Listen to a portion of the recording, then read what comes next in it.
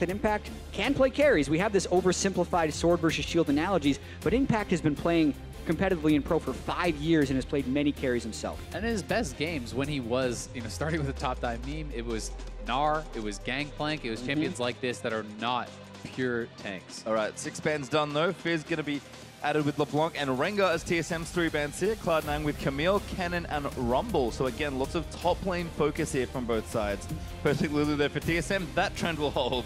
Well, Ivern available. We'll see if C9 wants to go for this. Last time we saw this draft play out, they went for, I believe, Ashe and Graves. They could look back to that. Karma is going to be pretty important here too, but they may feel like they could pick that up as their last pick of the first round. Exactly. Karma can still be picked. They're not expecting a Bjergsen, Lulu, or Karma because those have been picked together by SKT over in the LCK finals. The utility of the Hawk shot early pushes C9 away from doing the support jungle lock-in right away because that power pick AD is still on the board, and they are pretty confident with what they did in the Game 2 draft. Looks like they're going to do it again. Sticking to the plan by the looks of things.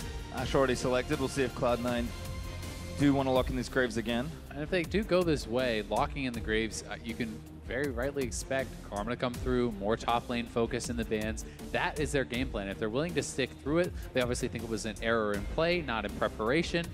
Still have that confidence. And TSM kind of thinking, you know what, we did pretty well in that game. Maybe we could just take the same draft we also got in, I believe, Game 2. It was Rengar, though. Sorry, you're right. They did grab. It doesn't mean that they're not going to lock that in, as Fem does like to hover the lead regardless. I think that those champions can work pretty similarly, but now Ivern coming through. Yeah, this was interesting because I wasn't sure if they were going to pull the trigger on Ivern against Graves, since Graves is such a power farmer and can have some kill pressure when invading Ivern in the early game or even at level 6 because he just demolishes Daisy in duels. So TSM going back to kind of what worked for him. This is putting a lot of faith in Wild Turtle here because they can put him on any type of carry and give him a ton of support. Ooh, now with Orianna on top of it. Huge pickup there. One interesting thing about this from TSM is it almost makes you, as Cloud9, feel like you have to ban out some of the hyper carries. Even if TSM has no intention of picking something like Kog'Maw or Twitch, you have to give the respect over to that, and that could open up Hauntzer to grab something that he would like to get. Yeah, whether you're playing a top lane carry or a top lane tank, having 3 shielding champions like this can supercharge you. Cloud9 does pick Syndra because it is slightly advantaged in the Orianna matchup and wants to evade that second phase of bans, but TSM is showing a lot in their hand here. Yeah, I almost feel like you have to ban the Kog'Maw at this point. I just think that Kog'Maw, Lulu, Ivern, Orianna, that combo is so ridiculously strong. Will TSM, get that respect from Cloud9, or will Cloud9 say, hey, you know what? We're not worried about Turtle at all. We're still just going to focus those bans topside. We have to keep in mind, though, that C9 hasn't locked in their support yet. So TSM can still ban away Karma and Malzahar. Like, they can try and ban some of the more large lane bullies and even have a throwback for something like a Jinx if they really want a Wild Turtle to do that. Because if he doesn't get demolished in laning phase, these shields will enable whatever he picks in team fights. Yeah, Jinx has already been shown in competitive play with similar compositions. Twitch and Kog'Maw are the most common. With the Caitlyn ban, you're banning out something that is maybe more powerful in lane, but perhaps doesn't synergize as well with this, and there is that Kog'Maw ban. I just felt like you had to do it, and that's why I love the draft from TSM, because it still has the flexibility to play well with other champions, and now they have removed a couple bans away from Hauntzer, so Hauntzer still has carry-type champions he could play, like the Renekton. It is interesting as well that Shen is still on the table, because right now C9 is almost forced to pick it. And that would lower their amount of dive in here, or they're allowing Shen to go over to Hauntzer to the shield comp in this matchup, which can just make it even more nutty for anyone they want. It certainly can, but that said, you do have to worry a little bit about having perhaps too low damage if you do lock in a Shen on top of an Ivern and on top of all this stuff. If you're not being a very big carry threat in your AD carry role, you may want some more damage there on the top side. Well, we'll see what happens here for TSM. There's Nautilus actually for Haunter and Lucian locked in for Wild Turtle. So again, Lucian's pretty good. Combine that with Orianna Ivern, that should be a relatively good mix. Bjergsen can also do quite a lot of work on the damage front from Orianna, but does have the added benefit of adding some additional shields, as Cloud9 now with 1 pick to go. Some support's open, but 2 banned smartly by TSM already. We have seen some really good Lucian games from Wild Turtle in the playoffs, both in semifinals and earlier in the playoffs. Support Gragas! Oh! Love it. Support Gragas is something Smoothie has talked about loving to play, but it says his team won't let him play it. Well, in the deciding game potentially of their season, they're letting him play it, and they use it as a trick in this ban phase. And talking to Double Lift earlier, we were asking him, what is so good about Smoothie? He's like, I don't know, man. He just smashes me on Support Gragas all the time. He was talking about how good he was on this pick, how he always listens to it in solo queue. It's something that he's practiced a lot, not been able to bring out, and it's high risk, high reward. I mean, and it's massive risk. They're now picking a melee support into the Lucian Lulu lane, where if the Lucian gets going, the game feels over. That said, the amount of CC now that is threatening that Lucian, if you can connect a body slam on Lucian, knock him in, you have Ash Arrow, you have Shen Taunt, you have Scatter of the Weak from Syndra, you have incredible amounts of burst from the Graves and the Syndra to fill up and kill him off. So if you run a protect the AD carry comp and your AD carry ever dies, the composition falls completely apart. And that's the thing, you're trying to, start these big, powerful 5v5 team fights where you can't really lose once you hit critical mass. Well, you get picks, you separate them, you find maybe some good side lane pressure with the Shen. Xenon have a lot of good tools to break this up, and this is a pivotal moment in this series, not just because Cloud9 must win in order to keep their chances alive at winning the series, but because if you don't execute against this comp, things fall apart very quickly. And this is the strength that was supposed to be there for C9, the bot lane. They're going out here with a risky pick with that Gragas. They are showing the confidence in themselves to be able to pull this out in the finals and to perform.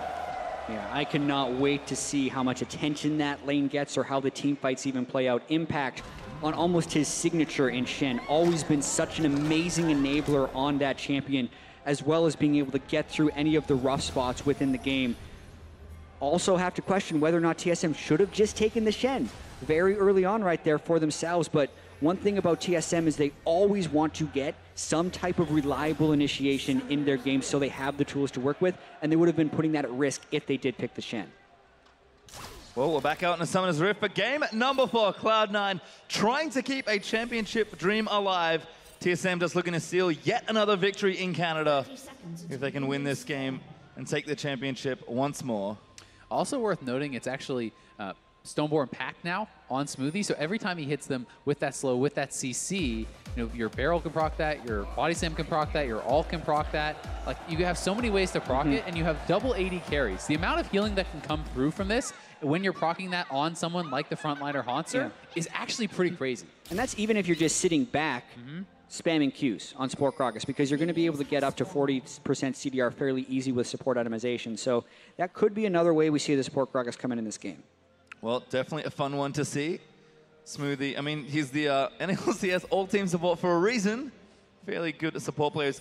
I think easily been the best support of this split, certainly in the regular season, where he received the honors for bringing out a pick. Certainly a lot of pressure here on the local to try and make something happen. We really do have many of the best players in North America in this finals.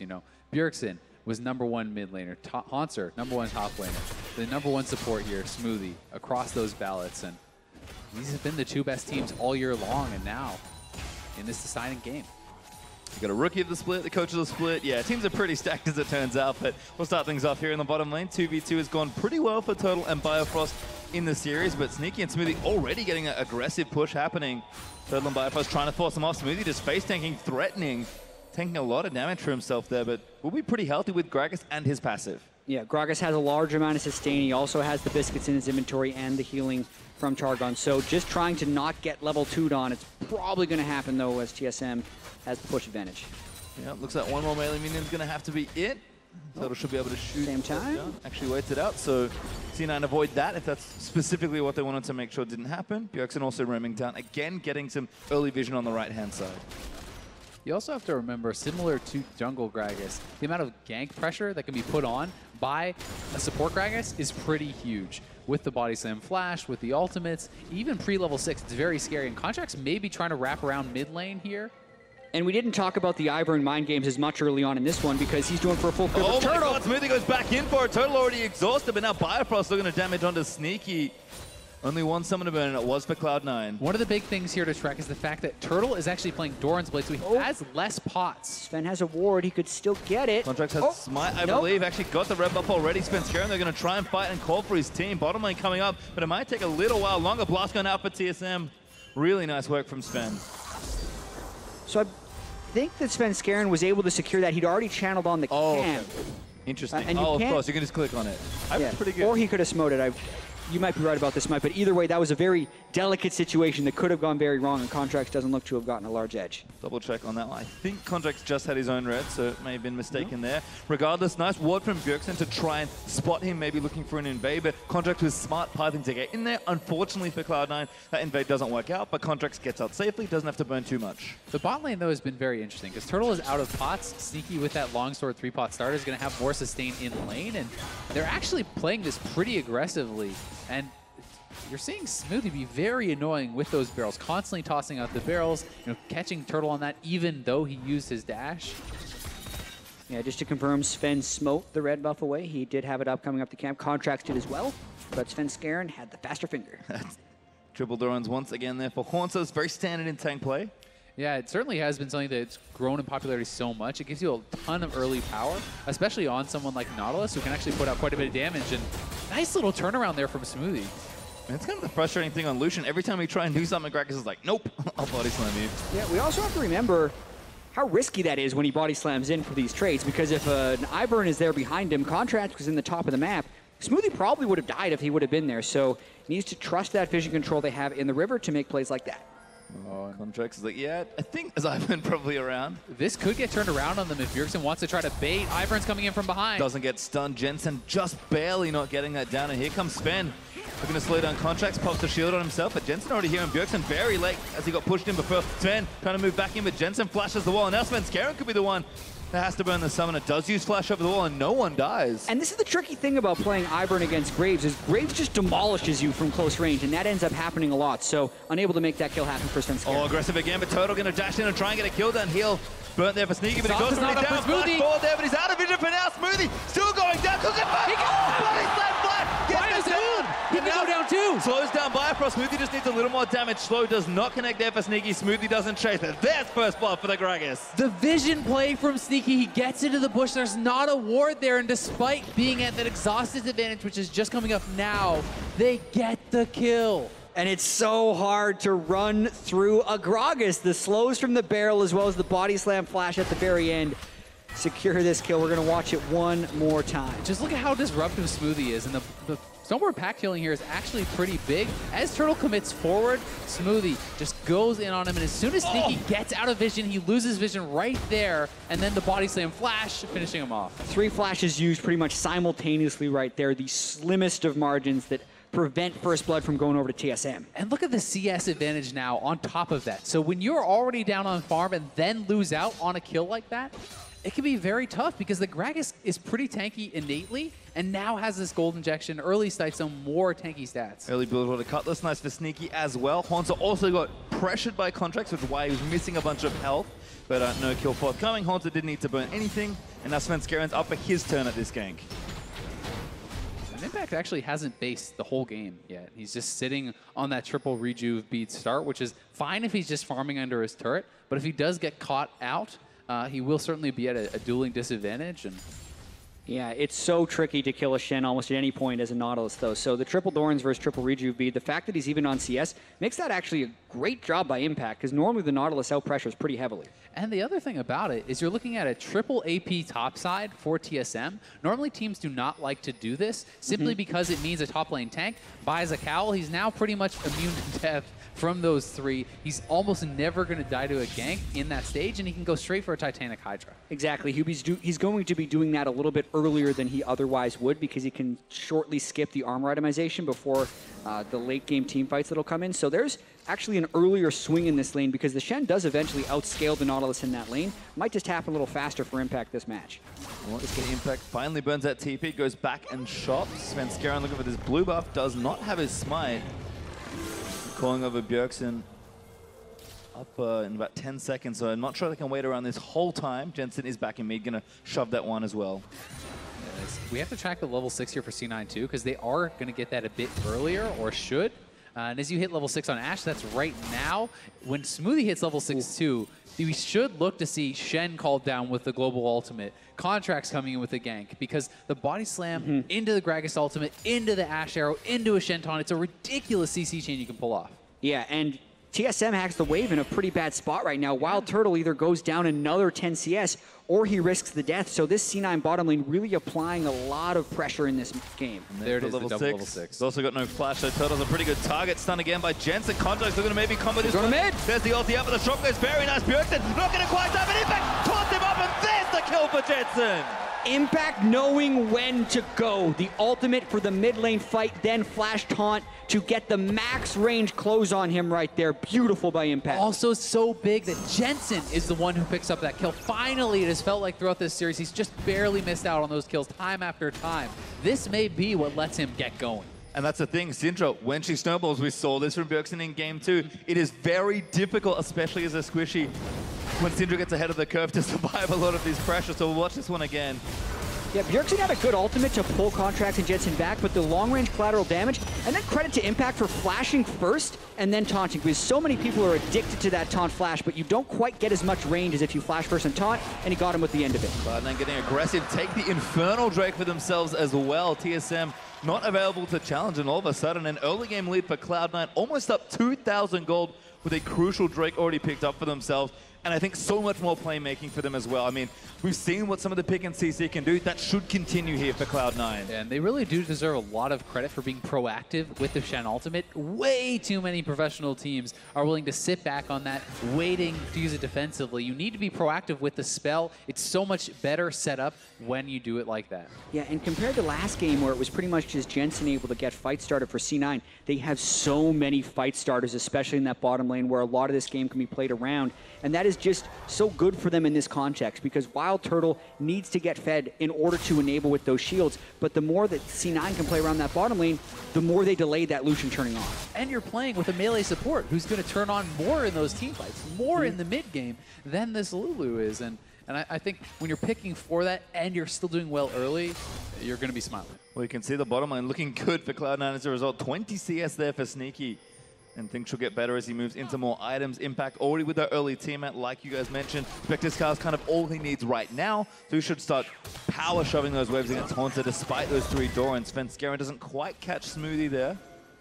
Smoothie does get a ward down though. And another thing we haven't really talked about at all this game is Bjergsen is playing Cleanseless mid lane against an Ashe. And this is so many times something that we've seen mid laners get punished for when the Ashe makes those rotations. If you hit an arrow, it's almost certain death with this follow-up from Syndra. Yeah, it's so interesting as well because C9 normally plays heavily around Jensen, and if Sneaky can throw those arrows in, it's huge. But there's the alternate threat that C9 see in the bottom lane. It looks like they're using that bottom lane advantage heavily to roam up into the mid lane for now, instead of trying to crash that bottom lane turret earlier. And this is so scary for Bjergsen because Smoothie cleared out all the vision in this quadrant. Look at how dark the river is. No wards in their jungle. He cleared everything out, established full vision control.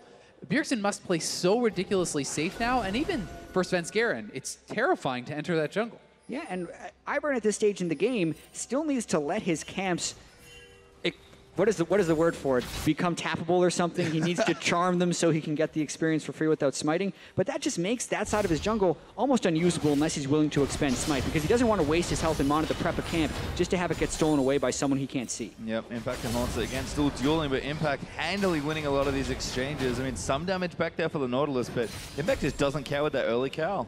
Yeah, and there's not much respect you have to give over to the jungler because he's AP as well. And you have Grass, which is stronger for laning. But TSM rotating up to top. C9 should get this first turret very easily because they're already on it. TSM is trying to change the tempo of this game. They had no vision on the bottom side, so they abandon it. They're going to lose the first turret, but they're hoping to not lose the trade by too much. Yeah, and C9's already pushing for the second, though, and TSM is way behind on this play. We'll see when they actually pull back. They're boarding already. So C9 will move up to mid lane. They're going to try to get onto Bjergsen. Turtle's not going to get the turret. Shen's going to stop him from being able to clear that. It's going to be a 1-for-0. All different Bjergsen onto Jensen. Arrow's going to miss. Jensen was trying to line it all up there, but Bjergsen, we're going to try and fade it away. Here comes Impact once again. Stun. Just going to line up a useless. That's the ulti rip instead. Top from Impact gets him a kill. So well done from Cloud9. Now they can pressure mid. The wave is crashing bot. And yes, that turret goes down top, but they have pressure across the map and are using the Shen ult beautifully. Impact Shen has been so clutch right here, and it was such a surprise for TSM to get the draft as well. Smoothie is behind. Turtle could get engaged on. Smoothie trying something, but Sneaky firing in onto Haunter. Turtle is actually a pretty juicy-looking target. Smoothie going to go back in as Impact. Tries to find a taunt. Turtle taunts it up. Kragasol not quite enough as Bifrost is forced to flash as well. Turtle expends all his summoners just to live, and Jensen, out of mana, is still trying to chase them down. Cloud9, look at Bifrost sniped down by Contract. Look at Impact in the front line, completely unfazed, taking no damage. If Wild Turtle cannot fight him, everyone else is AP. You dive the AD carry, and then you itemize full MR as the Shen, no one can touch him.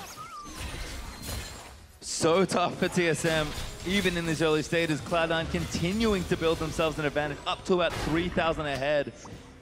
And they just play this fight wonderfully. Impact again, frontlining so well. Yeah, Bjergsen is already dead, so TSM is up in the river where they have no business being, and it's full-on retreat. Pretty much everyone on TSM has to expend flashes defensively. Biofrost still gets pushed in, but you see the defensive flashes coming through. That was a full channel culling, so while Turtle was trying to fight Impact, he's just so far behind that the MR stacking Shen laughs it off. Exactly. You know, if Turtle is not doing a lot of damage in these fights, no one else can touch him. So he needs to have success. He needs to be strong. And with this powerful diving lineup, anytime Turtle gets body slam flashed or taunted by Impact, the rest of the fight will be spent running. It's just getting worse for TSM's bot laner as well. Ninja Tabi very efficient given Impact's job in this game, and that Spirit Visage is not far off either. Sure, Turtle does have his Blade of the Ruin King. Like, eventually Lucian, with the comp, getting some more items, should be able to do something, but it's going to be a long time, it feels like, until Impact just doesn't do anything but shrug off the damage.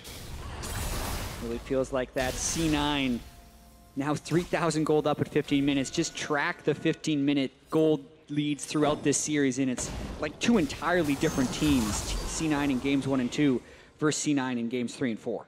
And impressively for me, they're doing it again, continuing that swap. You'd think. Here comes the arrow. Does not hit Bjergsen this time. Jensen lands a stun as a result, though. I mean, Bjergsen, like you mentioned, without cleanse, just has to play so safe. Sure, Barry's good in an all-in, but if you're CC'd, it's not going to matter because you won't get a chance to use it. Yeah, and because he's up against a Syndra, you can see Bjergsen is gone with the Mercury treads, so he doesn't have the same one-shot mid-game power spike potential that a lot of the Oriannas do when they can go Sorcerer Shoes and Morel and Omicron. I just think this whole game plan from C9 has been so intelligent.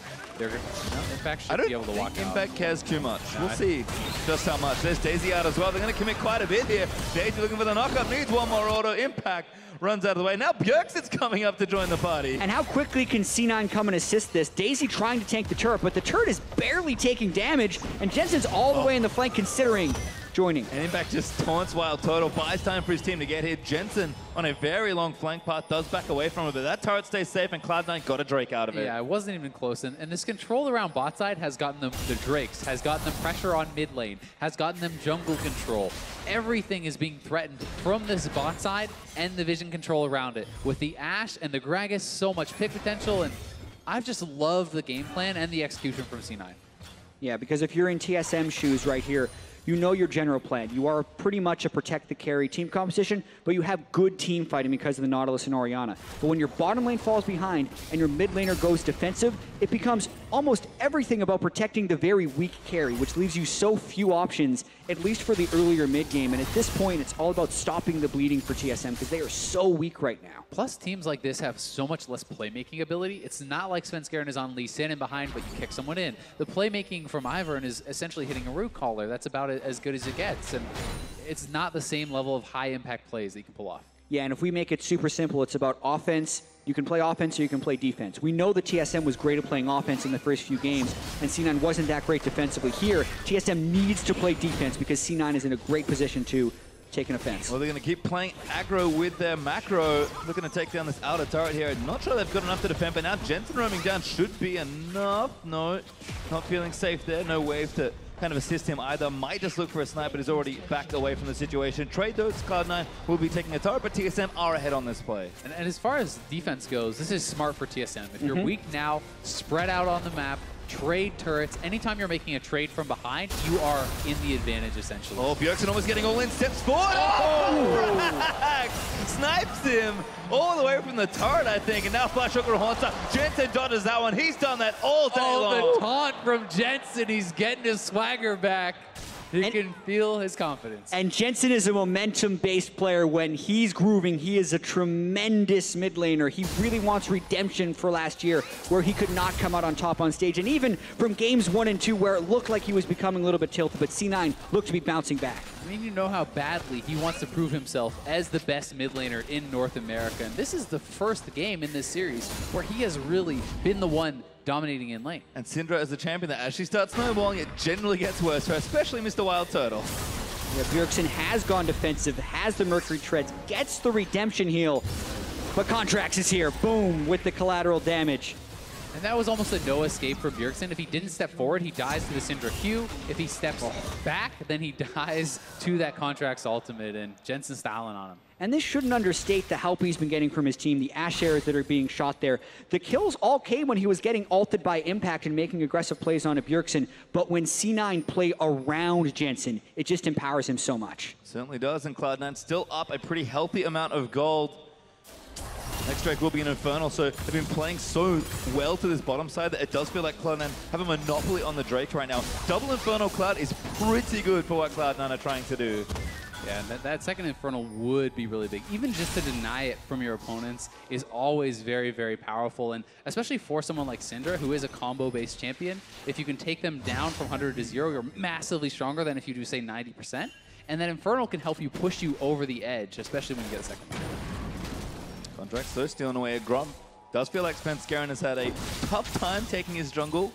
Kind of one of the advantages that Graves was able to get in this game. And again, Contracts has really risen as far as these players going. Impact does have ultimate, and I wouldn't be surprised if Contracts flanks with it. Sneaky looking for the arrow. Get Bjergsen. Bjergsen, that's a huge pick now. Smoothie knocks them back in. Bjergsen flashes out of the way, but ulti from Jensen's almost enough to kill him. Haunter now running out of the way. Sneaky gets knocked up by Daisy, but C9 able to pick that one up now. Haunter trapped without a team. Doesn't have a flash. I don't think he can go anywhere as Bifrost is going to try and shield him up. TSM barely retreat there. Shielding tanks, very effective. Shockwave actually at the end. Not bad. No stun, no impact. Trying to find Bjergsen. Doesn't land the taunt, but Bjergsen out of mana. Wild Turtle though, still firing shots. Yeah, and that was the flash taunt from Impact. Did not connect there. Almost certainly would have been a kill, but really close fight. Both sides do back off. I think some missed opportunity there from Cloud9 because they initiated with the Ashe arrow, but then Impact really delayed his stand united. I really thought he would flank and just secure the kills on a TSM, but he comes into the fight late, and then the shielding kind of kicked in even at this stage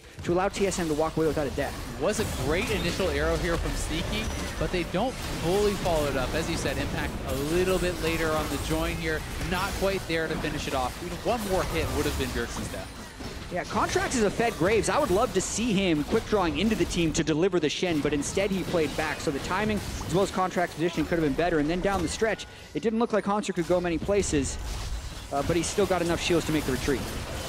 And the flash taunt just shortchanged there by Impact. You can kind of see, I mean, Bjergsen is building up some better items now. Haunting Guys and Morello Nomicon both up, but not going Sork Shoes might have cost him a kill there as well in that situation with the Shockwave, or at least could have been a little bit more aggressive for TSM. It also saves his life when he gets hit by the Ashe arrow at the start of the fight, so definitely you can see the need for those Mercury Treads. And again, TSM just continuing to play a little bit far behind. That seems to be the trend in this game. Turtle gets stunned by Syndra. Damage there, but shields are good from TSM. Able to protect their carry. C9 don't overcommit in that situation. Holding from Smoothie. Looking for someone. They're going to have to spend maybe arrow onto Biofrost instead. Lulu, no ultimate. Barely used it. Sorry, did have it, but Contracts couldn't complete the combo. But pushing them back, it's the Infernal Dragon that is the big prize here. If they have to base, C9 should have priority on it, and they're already starting it up. Sneaky and Contracts are on this. TSM cannot contest it. That second Infernal over to C9, big advantage to them. Yeah, makes their burst so much more impressive because it's really about hitting critical mass against these shielding comps. If you can kill the shields, you just look so hilariously far ahead, but if you do not have the burst damage to take it down, they will run you over. The double Inferno is huge. Sneaky. I don't know what he was doing there, but Jensen combos him. He's got assistance once again, and C9 might even get the mid-outer turret as a result here. Huge opening up of the map. Bjergsen is just never safe from this bot side. Full vision control for the last 20 minutes for C9 on this Dragon side, and they're playing around it spectacularly. At some point, it just feels like, you know, Bjergsen, there's not a whole lot else he can do playing up here, and Jensen just like, okay, I'll stun you. Yep, there's no cleanse, as we mentioned, lands all the skill shots, and Sneaky with the W gets the kill right at the end, so the only contribution to that kill that he gives. Well, enough for him to secure credit for it, so he'll be happy with the extra gold building up already with Rune and Turricane, and now with another item on the way. This Ashe getting strong, and we talked about Turtle needing to really get his itemization going so his team can play around him and protect him. Not having a Black Cleaver at this point, Turtle feels really far behind here. He really does, and it's not like this is the Kog'Maw or the Jinx or the Twitch where you're like, oh, it's okay, let's just play it slow and farm out our AD carry and he'll take over late game. This is the Lucian, and while he can be a strong AD carry in the late game, he's not that hyper carry that is that scale to late game status. Well, Cloud9 continuing to compound advantages for themselves here. 5,500 gold up. Bjergsen does get a blue buff for himself, which is nice, but Impact is continuing to be a thorn in Haunter's side. Winning trades, pressuring now, and now Cloud9 with double Infernal and Impact having so much bot lane pressure, they are threatening Baron. Yeah, and this is such a dangerous moment for TSM because they have not had vision control this entire game. So C9 just needs one pick, and they can turn this into a quick win, actually, because they'd be able to get the Baron afterwards. And they're moving that vision now from the bot side up to top side. If they maintain control around this, so many engaged tools here. Ashe Arrow, the Gragas Body Slam taunt. You have like Shen engage. You have so much stuff that if TSM ever gets caught out, they're going to lose the Baron. I mean, now they're going to it because the rest of TSM tried to kill Impact. Yeah, with Haunter's aggression, he could almost just guess, Impact could, that there was more people on the way, which is why C9 is starting Baron here. I think it's gone. They're going to be too late. Turtle's in mid lane. Here's Bifrost maybe looking for a steal spin. Scarin needs to get in there and try and smite it, but it's far too late. Shockwave finds only contracts, and now Bifrost's going to get stunned through. Jensen steals Daisy and throws him back at TSM. T9 just need to get out safely. Haunter's going to go in. Finds the play, gets sneaky with the knockoff. Does get Jensen as well on the other end of the jet. Impact! Though, taking so much damage. Turtle does take down Smoothie, but Jensen ultis on Haunter. Barely does any damage, actually. Yeah, and C9 need to just retreat. They lost the kill, but they don't want to turn on the fight. They need to keep their Baron buff alive. So a good counter engage there from Haunter to pick up one kill, but still the play goes heavily to C9. Exactly, a smart call right there, almost intuiting that so many people on TSM are on the bottom side to rush the Baron. They did burn a lot in the initial disengage to prevent the steal, which is why their team fight wasn't great afterwards, but now they're back from their base to try and defend this turret. They might overextend for this mid turret as well. Hook goes wide from Haunter. They need to be careful. In fact, looking for a pick here while Turtle in the front line. That's a bad story here. Hawkshot now going to reveal the rest of them. Jensen lining up a stun, nails Bjergsen, takes him down through the exhaust. Now Bifrost forced to flash away as Cloud9 still on the chase. Jensen lining it up again. Once Bifrost, Shield's going to protect him, but Contract again finds another kill. TSM is trying so hard to kite away from these fights, but they can't quite kite away fast enough. C9 get 2 more kills, and now with the Baron buff, are looking to make a huge push. They're looking like a completely different team. In game 1 and 2, it was always about C9, just not enough, missing the skill shots, and in these games, they have the confidence. Contracts nailing ultimate after ultimate, and Jensen has just been on fire. This base could break. Bjergsen's not up for about 10 more seconds. C9 straight down the middle.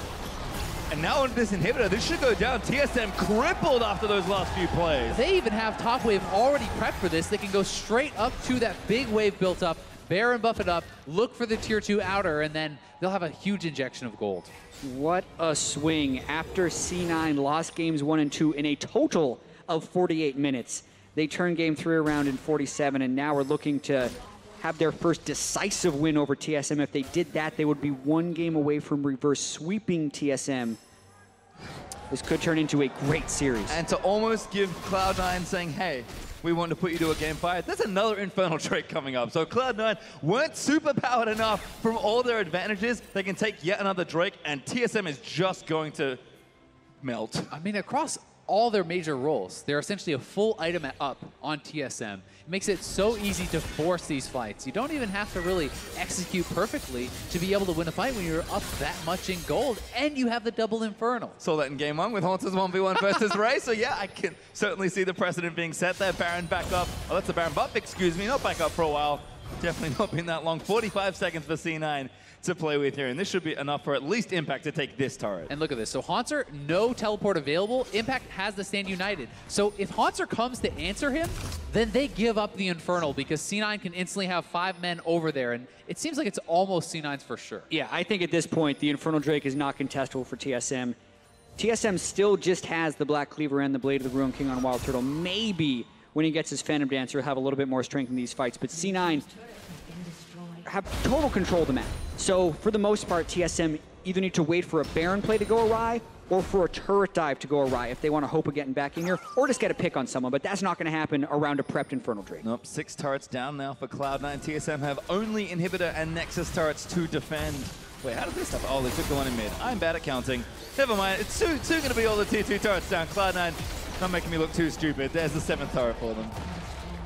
And Impact pushing on top side, C9 threatening here. They can use the Baron buff, and as it's expiring, or if they feel too threatened, they can retreat back to the Infernal. But I would like to see them make sure they do get it. And now as the wave gets cleared up, they should head over to that Infernal. Impact also still pressuring, so Cloud9, plenty of room on the map to try and get stuff done. Impact, no Baron buff left now for Cloud9, but he will continue to stream minions toward that, and Haunter is just barely going to have TP back up if TSM want to challenge here. Yeah, about 5,000 unspent gold in C9's inventories, and with Baron buff expiring, they're probably just going to look to clean the map, reset, and then kind of prep for that final push. Impact also stealing away blue buff. C9 just taking every advantage they can across the map, and now as recalls should be coming out, people will spend their gold, and Xenon will walk their big gold lead and their 4 Drakes down one other lane. I'm guessing bot, but they can do kind of whatever they want at this point. Mid turret with a Shen in your team is great to take because you're always applying sideline pressure and mid streams down for you. Yeah, I wouldn't be surprised if that's exactly what they do if they do a 4-1. It does open up a small opportunity for Haunter to go in, but Shen can just arrive so easily. So even while they're waiting for the Baron, setting up a 4-1 is the best way to buy time to that spot. And one of the toughest parts about diving here as Haunter is Smoothie has the Gragas ultimate and can split the team. If you dive too far ahead, he doesn't have to knock in Wild Turtle. He knocks Wild Turtle out. You focus down the tank with your super strong double AD carries with the Graves and that Ashe. Well, C9 rotating those 4 top. Impact is doing his due diligence in the bottom lane. It just does feel like a pretty straightforward situation now for Cloud9. TSM going to have to pull probably multiple miracle fights out here if something's going to happen. And Impact is already towards that turret. Yeah, they're hoping to find a pick with 5 people, but they immediately need to pull back. Haunter's roaming around with the team right now. They're going to lose their bottom lane inhibitor, and Hawkshot sees him. They have to engage. They can't even get it. C9 is playing this so smart right now. Oh, Haunter, oh, hard. Too aggressive, I think. C9 is going to turn around. Firefrost and Wild Turtle flanking from the left. Arrow, though, lands on. Now Jensen going to just take him down. Ulti not enough from Lulu. Jensen barely gets the kill on the other end. Shockwave from Bjergsen's pretty good with the redemption. Resets the fight by Smoothie. Bifrost destroyed by Jensen. There's the ace for Cloud9. The clean ace for Cloud9, and we are going to a Game 5, baby. Jensen killed them through exhaust. That's how far ahead he was in this game. 13 kills to 1, what's looking like about a 31-minute victory, a dominating win by Cloud9. Impact gonna walk it in, and Cloud9 will go straight for the throat here. Nexus turret 1 is gonna fall down. TSM, 14 seconds left on the bottom lane, and I don't think that's enough to stop them. Yeah, and we talk about what people remember.